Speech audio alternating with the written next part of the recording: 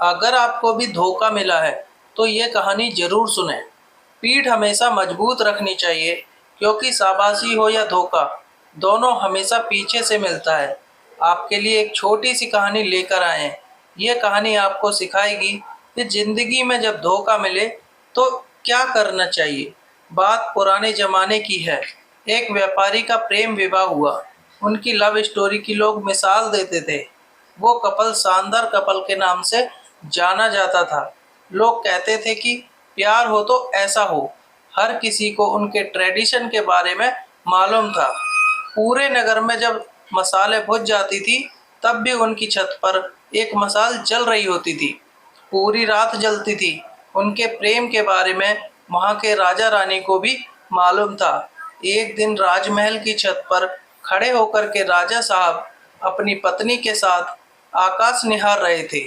चांद तारे देख रहे थे। उसके बाद मैं नीचे अपने नगर को देखा। अंधेरा था, लेकिन एक मकान की छत पर मसाल जल रही थी। दोनों ने एक दूसरे को निहारा। उसके बाद में चर्चा शुरू हुई। डिबेट होने लगी इस बात पर कि उस व्यापारी का जो प्रेम विवाह हुआ है, उस कपल के बारे में लोग कहते हैं कि बहुत प्यार है दोनों में। यह कैसे संभव हो पा रहा है? उनकी शादी इतनी सक्सेसफुल कैसे चल रही है? राजा ने कहा कि सारा जो साथ है वो पति दे रहा है। पति बहुत समझदार है, उसकी वजह से वो रिश्ता इतना खूबसूरत है। रानी ने कहा ऐसा नहीं है। पत्नी बहुत समझदार है। पत्नी बहुत सभ्य संस्कारी। उसको समझ है कि रिश्ते को कैसे संभालना है। उसकी वजह से ये रिश्ता इतनी खूबसूरती से पनप रहा है। दोनों के बीच में डिबेट होने लगी। राजा ने कहा वाद विवाद करने से कुछ नहीं होगा। एक काम करते हैं, एक छोटी सी परीक्षा रखते हैं। रानी ने कहा ठीक है, क्या करना है बताइए। राजा ने कहा हम व्यापारी की भी और उसकी वाइफ की भी परीक्षा लेंगे और मालूम करेंगे कि दोनों के बीच में वाकई में प्यार है कि नहीं है। रानी ने अपनी एक दासी को अगले दिन व्यापारी के पास भेजा। व्यापारी के पास जाकर दासी ने कहा कि रानी साहिबा ने मुझे भेजा है और रानी साहिबा कह रही हैं कि आपसे बोलने में मुझे झिझक हो रही है। व्यापारी ने कहा बोलिए न, क्या बात है, क्या कह रही हैं रानी साहिबा? तो दासी ने कहा कि रानी साहिबा कह रही हैं कि अगर आप अपनी पत्नी की हत्या कर दें तो रानी जी आपसे शादी करने के लिए तैयार हैं। वो आप पर मंत्र मुग्ध हो गई हैं, आपसे मोहित हो गई हैं। व्यापारी ने कहा कि आप मेरी तरफ से उनको माफ़ी मांगिएगा और उनसे कहिएगा कि 1000 रानियां भी आ जाएं, तब भी मैं अपनी पत्नी को नहीं त्याग सकता। जिंदगी भर उसके साथ रहूंगा, उसकी रक्षा करूंगा। दासी ये मैसेज लेकर के वापस रानी के पास आई। अब की बार बारी राजा की थी और अब टेस्ट होना था उस व्यापारी की पत्नी का। राजा ने एक नौकर को वहां भिजवाया। एक संदेश उसके साथ में भिजवाया। नौकर ने जाकर के उस व्यापारी की पत्नी को कहा कि अगर आप अपने पति की हत्या कर दें तो राजा साहब आपसे विवाह कर लेंगे और आपको हमारे राज्य की रानी घोषित कर देंगे, जो व्यापारी की पत्नी थी। उसने कहा कि आज रात में 2-3 बजे के बीच में हमारे घर की छत पर जो मशाल जलती रहती है वो बुझ जाएगी, और जब वो बुझ जाए तो समझ जाइएगा कि मैंने अपने पति की हत्या कर दी। राजा साहब का ये जो प्रस्ताव है, इसे मानने के लिए तैयार हूँ। नौकर ये मैसेज लेकर के दौड़ कर के राजमहल गया। राजा को बताया कि वो व्यापारी की पत्नी आपका प्रस्ताव स्वीकार कर चुकी है और आज रात में वो अपने पति की हत्या कर देगी, उसने कह दिया है। राजा ने फटाफट से अपने सैनिकों की एक टुकड़ी तैयार की और कहा कि देखिए, हमें बचाव के लिए तैयार रहना है। जैसे ही वो मसाल बुझेगी, फटाफट से उस व्यापारी के घर में जाना है और उसकी जान बचानी है। सब ने कहा ठीक है। राजा राजमहल की छत पर चढ़ा। रानी भी साथ में थी। दोनों देख रहे थे कि क्या वाकई में वहाँ मसाल बुझेगी या नहीं बुझेगी। चौंकाने वाली बात यह थी कि 2-3 बजे के बीच में मशाल बुझ गई, क्योंकि व्यापारी जब वापस आया अपनी दुकान से तो खाना वाना खाने के बाद सोने चले गया। सारी बातें वैसी ही चल रही थी जैसी चलती थी, लेकिन इस बीच में उस व्यापारी की पत्नी ने खेल कर दिया था। व्यापारी की पत्नी ने एक फांसी का फंदा तैयार किया था और 2-3 बजे के बीच में अपने पति को ही फांसी पर लटका दिया था। जैसे ही वो मसाल बुझी, राजा के सैनिक दौड़ करके उस व्यापारी के घर में गए। व्यापारी की पत्नी को गिरफ्तार कर लिया, लेकिन उस व्यापारी की जान को नहीं बचा सके। उस रात राजा को नींद नहीं आई। अगली सुबह उसका दिमाग गर्म था, गुस्से में था। खुद से उसको गुस्सा आ रहा था कि ये क्या हो गया। उसे महिला को देखने का मन नहीं कर रहा था। उसे नारी से नफरत हो गई थी। उसे लग रहा था कि क्या धोखेबाजी हुई है, ऐसा नहीं होना चाहिए था। बहुत गुस्से में था। जो उनके राज्य का सबसे बुद्धिमान मंत्री था, उसको बुलाया और कहा कि सुनो, अभी जंगल जा रहा हूँ शिकार के लिए, वापस आऊँगा शाम में। तब तक हमारे नगर में जितनी महिलाएं हैं सबके गला कटवा दो, सबको फांसी पर लटकवा दो। ये मेरा आदेश है और आपको मानना होगा। राजा को पता नहीं क्या हो गया। राजा घोड़े पर सवार होकर के जंगल की तरफ निकल गया। यहाँ मंत्री के होश उड़ गए। उसे समझ नहीं आया कि ये क्या हो रहा है। राजा साहब ने क्या उलूल जुलूल सा आदेश दे दिया।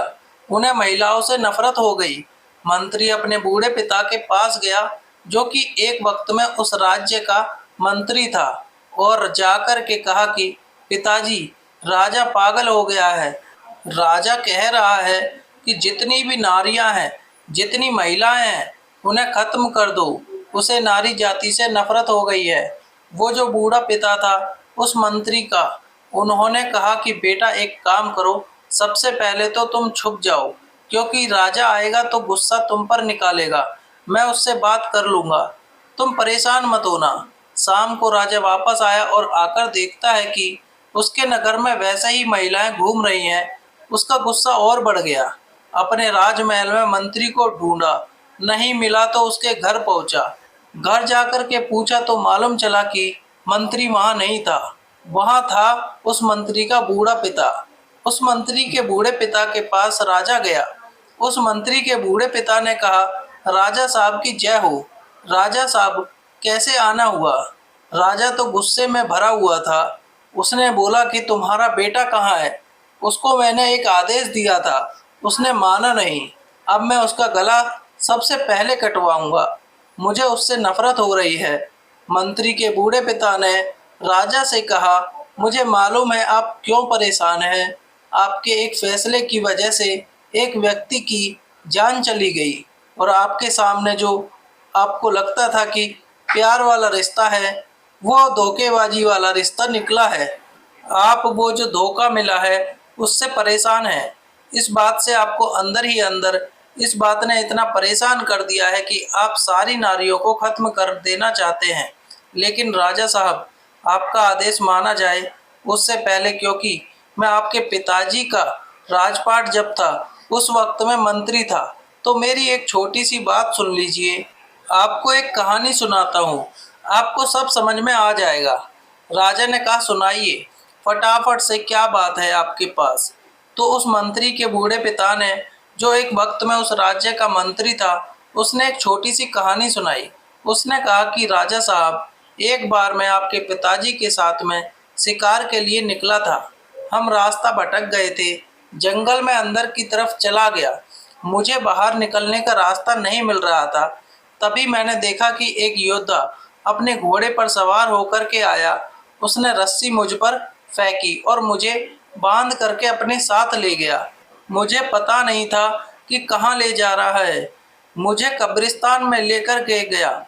जब कब्रिस्तान में लेकर के गया तो मुझे लगा कि मेरा खेल यहीं ख़त्म होगा। मैंने बहुत अपनी जान बचाने की कोशिश की, लेकिन वो बहुत ताकतवर था। एक कब्र के पास में उसने नीचे की तरफ गड्ढा खोदना शुरू किया और मुझसे कहा कि चुपचाप मेरा साथ दो। हमने मिलकर के वहाँ 2 कब्रें खोदी।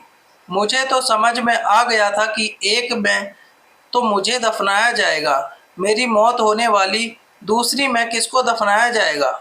मुझे पता नहीं था वो जो योद्धा था वहीं पास में खड़ा था। फटाफट से दौड़ करके गया उसकी छत पर। उसने मुझे घोड़े से बांध रखा था और उस छत पर से एक सरकटी लाश नीचे फेंक दी। मैं डर गया क्योंकि वो जिसकी लाश थी ऐसा लग रहा था कि अभी अभी उसका मर्डर हुआ है, अभी अभी उसकी हत्या की गई है। वो योद्धा उतर करके वापस नीचे आया और मुझसे कहा कि सुनो, इसको दफनाना है। वो जो एक कब्र थी उसके पैरों की तरफ वो जो सरकटी लाश थी उसको दफना दिया गया। मैं डर गया था राजा साहब, मुझे लगा था कि ये जो दूसरी कब्र है इसमें मुझे दफनाया जाएगा, लेकिन उस योद्धा ने मुंह पर कपड़ा बांधा हुआ था, उसे हटाया। वो एक खूबसूरत कन्या थी। उसने कहा कि घबराओ मत, मुझे मालूम है तुम कौन हो। तुम इस राज्य के मंत्री हो और इस राज्य के राजा को जाकर के मेरा संदेश देना। उनके एक राजकुमार ने मेरी हंसती खेलती जिंदगी को बर्बाद कर दिया और राजकुमार मुझे पाना चाहता था, इसलिए मेरे पति की हत्या कर दी। ये मेरे पति की कब्र है जिसके नीचे एक और कब्र मैंने खोदी है, और ये जो लाश है ये उसी राजकुमार की लाश है जिसे हमने दफना दिया है। और उसके बाद वो बोलती चली गई कि अब मैं अपना गला काट रही हूँ, मैं अपनी जान दे रही हूँ। मैं अपने पति के पास वाली कब्र में जिंदगी भर आजीवन जब तक नामो निशान रहे हम दोनों का तब तक के लिए दफन होना चाहती हूँ।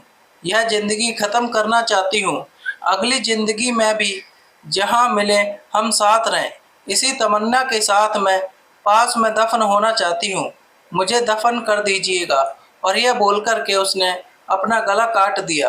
राजा साहब, उस दिन मुझे समझ में आया कि सच्चा प्यार क्या होता है। उस महिला ने जो अपनी ज़िंदगी कुर्बान कर दी अपने पति के लिए, उसने मुझे सिखाया कि सच्चा प्यार क्या होता है। आप इस बात से परेशान हैं कि वो जो व्यापारी है उसकी पत्नी ने उसे धोखा दे दिया।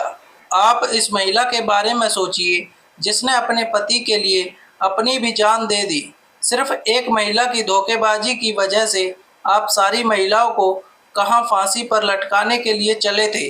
अपने फैसले को बदलिए। राजा को समझ में आ गया कहानी बहुत छोटी है लेकिन हम सब के लिए बहुत इम्पोर्टेंट मैसेज लेकर आई है। हम सब लोग जिनको कभी ना कभी धोखा मिला है, हम अंदर से टूट जाते हैं।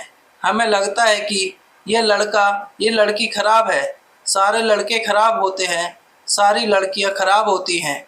किसी एक व्यक्ति की वजह से जिसने आपको धोखा दिया है, बाकियों को भी उसी तराजू में तौलना बंद कीजिए। जिंदगी में हमेशा याद रखिए कि अगर बुरे लोग इस दुनिया में हैं तो अच्छे लोग भी इस दुनिया में हैं। और आपका एक रिश्ता टूट गया, आपको एक जगह से धोखा मिला है, इसका मतलब ये नहीं है कि आपको हमेशा ही धोखा मिलेगा। अगर यह कहानी आपके दिल को छू गई हो तो एक लाइक ज़रूर दें और चैनल को सब्सक्राइब करें। आपकी सपोर्ट हमारे लिए बहुत मायने रखती है। धन्यवाद।